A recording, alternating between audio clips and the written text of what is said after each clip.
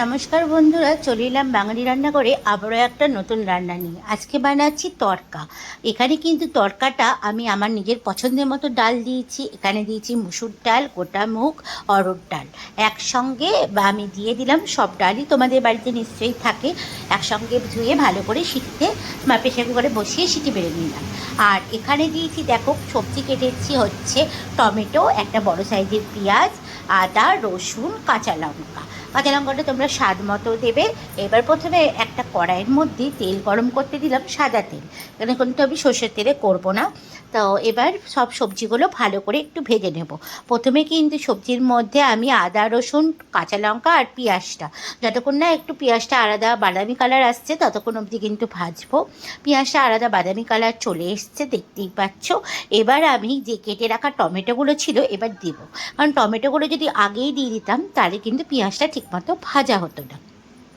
এবার টমেটোগুলো দিয়ে ভালো করে সব সবজির মধ্যে ভালো করে টমেটোটা যতক্ষণ না গলছে ততক্ষণ অবধি নাড়তে থাকবো। আর এবার টমেটোর মধ্যে লবণ দিয়ে দিলে টমেটোটা তাড়াতাড়ি কিন্তু গলে যায়, তার জন্য লবণটা স্বাদ মতো দিয়ে দিলাম। এবার দিব হলুদ গুঁড়ো আর কাশ্মীরি লঙ্কার গুঁড়ো একসঙ্গে, কারণ কাশ্মীরি লঙ্কার গুঁড়ো দিলে তোমরা সবাই জানো আলাদা একটা কালার আসে। আর এদিকে এখন মশলাটাকে ভালো করে দেখো, নুন দেওয়ার সাথে সাথে টমেটোটা কীরকমভাবে মানে গলে গেছে। এবার আমি এই তড়কার প্যাকেট বাজার থেকে কিনে নিয়ে এসেছি সানরাইজের। এই তড়কা প্যাকেটটা মশলাটা কিন্তু খুব ভালো, খুব স্বাদ। তার জন্য এই তড়কা প্যাকেটের মশলাটা ভালো করে দিয়ে এখন ভালো মতো কষাতে হবে যতক্ষণ না পেঁয়াজ রসুনের গন্ধটা ভালো মতো চলে যাচ্ছে। এবার ভালো মতো কষানো হয়ে গেছে, টমেটোটাও ভালো মতো গলে গেছে। এবার আমি এর মধ্যে অল্প জল দেব আর দেব কাসুরি মেথি। কাসুরি মেথির তড়কাতে কিন্তু খুব প্রয়োজনীয় একটা জিনিস, কারণ কাসুরি মেথি না দিলে পারে তড়কার টেস্ট কিন্তু ভালো আসে না। তাই কাসুরি মেথিটা তোমরা অতি অবশ্যই দেবে।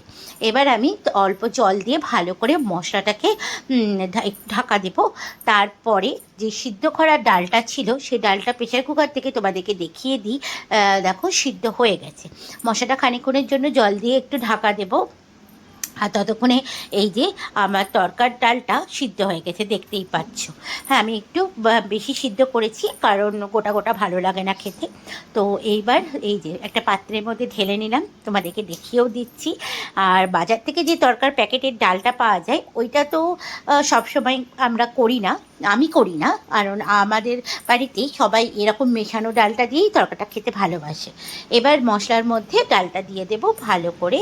এবার একটুখানি নাড়াচাড়া করে নেব, মশলার সঙ্গে ডালটা ভালো করে মিশিয়ে নেব। ব্যাস রেডি হয়ে গেল আমার তড়কা। আর ওপর থেকে দিয়ে দেব একটু বাটার। বাটারটা দিলে পারে আরও একটু ভালো লাগে, তোমরা বাটারও দিতে পারো, না হলে তোমাদের বাড়িতে যদি ডালটা ঘি থাকে ডালটা ঘিও দিতে পারো। তবে আমরা ডালটা ঘি যেহেতু খাই না সেহেতু এর মধ্যে বাটারটাই দেব। ব্যাস হয়ে গেছে। তাহলে বন্ধুরা, এই রান্নাটা তোমাদের কেমন লাগলো অতি অবশ্যই কমেন্টস করে জানিও। ভালো লাগলে লাইক করো। দেখা হচ্ছে তোমাদের সঙ্গে আবারও একটা নেক্সট ভিডিওতে। সবাই ভালো থাকবে, সুস্থ থাকবে। আজকের মতো সবাইকে টাটা। আর বন্ধুরা, যেতে যেতে আবারও বলে দিই, যারা নতুন বন্ধু তারা কিন্তু চ্যানেলটাকে সাবস্ক্রাইব করতে ভুলো না যেন, তাহলে এরকম অনেক নতুন নতুন রান্না দেখতে পাবে।